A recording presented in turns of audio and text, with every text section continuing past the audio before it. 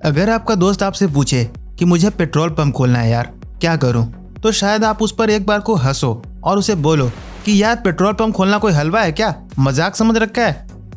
पर दोस्तों मैं आपको बता दूं कि पेट्रोल पंप खोलना कोई हलवा तो नहीं है, पर अगर आपको सही प्रोसेस यानी कि प्रक्रिया पता हो तो पेट्रोल पंप खोलना कोई बहुत बड़ी बात भी नहीं है।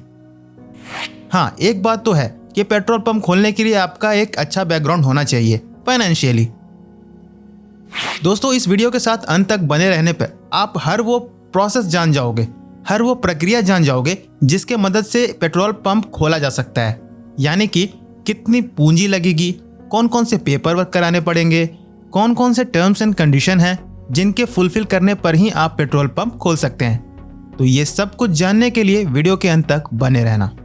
दोस्तों स्वागत है आपका बिजनेस जोश चैनल पे, जहां पर आप बिजनेस से रिलेटेड हर वो एक आइडिया सीखेंगे जो कि आपको लाइफ में सक्सेसफुल बनाने में आपका हेल्प करेगी। तो लेट्स स्टार्ट। दोस्तों पेट्रोल पंप खोलने के लिए सबसे पहले आपको ये चूज करना होगा कि पेट्रोल पंप आपको खोलना कहाँ है। पेट्रोल पंप दो जगह खोले जा सकते हैं, या तो ग्रामीण इलाकों में या तो शहरी क्षेत्रों में। अगर ग्रामीण इलाकों में आप पेट्रोल पंप खोलना चाहते हैं तो वहां पर भी एक कंडीशन है कि आप ग्रामीण इलाकों में तो पेट्रोल पंप खोल सकते हो, पर वो रोड नेशनल हाईवे का हिस्सा नहीं होना चाहिए। और अगर आप शहरी क्षेत्रों में पेट्रोल पंप खोलना चाहते हैं तो ध्यान रहे कि वो एरिया ब्लैक लिस्टेड एरिया में नहीं होना चाहिए। दोस्तों अब बात कर लेते हैं कि कितनी पूंजी लगानी पड़ती है। अगर आपके पास खुद की जमीन है तो अच्छा है, और अगर नहीं है तो जमीन का रेट अलग से जोड़ लेना। ग्रामीण इलाकों में पेट्रोल पंप खोलने के लिए आपको 15 से 20 लाख रुपए का इन्वेस्टमेंट लगता है, और अगर शहरी क्षेत्रों में आप पेट्रोल पंप खोलना चाहते हैं तो ये अमाउंट बढ़कर 2 करोड़ या उससे अबव भी जा सकता है। डिपेंड करता है कि आप कितने बड़े एरिया में इसे खोलना चाहते हैं। पर अगर रिकमेंडेड एरिया की बात करें तो आपके पास में 800 से 1200 स्क्वायर मीटर तो स्पेस होना नेसेसरी है।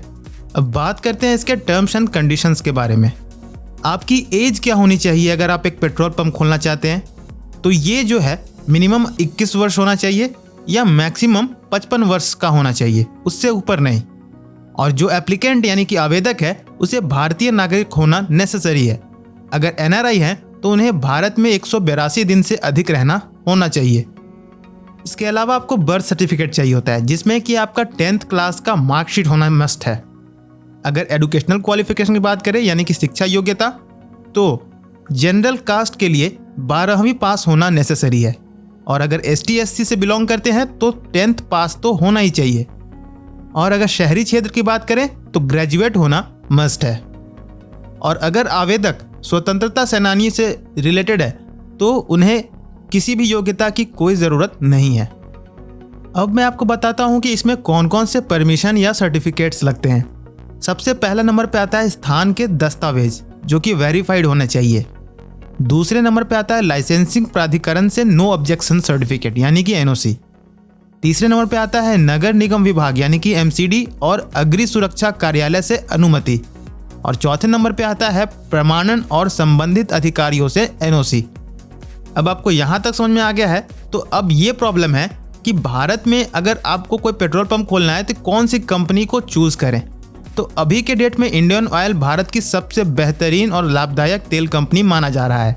हालांकि यह ग्राहकों पर निर्भर करता है कि कौन सी डीलरशिप उन्हें बाकी की तुलना में अधिक लाभ दे रही है, क्योंकि हर क्षेत्र में अलग अलग कंपनीज का बोलबाला चलता है। अब पेट्रोल पंप आपने खोल लिया है तो दूसरी समस्या ये है कि उसकी मार्केटिंग कैसे करें। तो ऑयल मार्केटिंग कंपनियों की तरफ से समय समय पर पेट्रोल पंप डीलरशिप को लेकर विज्ञापन जारी किया जाता है। यह आवेदन ऑयल मार्केटिंग कंपनियों की वेबसाइट पर जाकर किया जाता है। अगर नए क्षेत्र में पेट्रोल पंप खोलने की योजना है तो एक से ज़्यादा आवेदन आने पर लॉटरी सिस्टम का इस्तेमाल किया जाता है। जैसे कि अगर किसी X एरिया में 2 पेट्रोल पंप आते हैं तो लॉटरी सिस्टम के मदद से किसी एक पेट्रोल पंप को चूज किया जाएगा, जिसका कि विज्ञापन यानी कि एडवर्टीजमेंट उनके वेबसाइट पर किया जाएगा। तो दोस्तों ये तो हो गई सारी प्रोसेस प्रक्रियाएं। आपको कैसा लगा ये बिजनेस आइडिया, और इस बिजनेस मॉडल के बारे में आपकी क्या राय है नीचे कमेंट में जरूर बताना। वीडियो को लाइक कर देना और चैनल पर नए आए हो तो सब्सक्राइब कर लेना। धन्यवाद।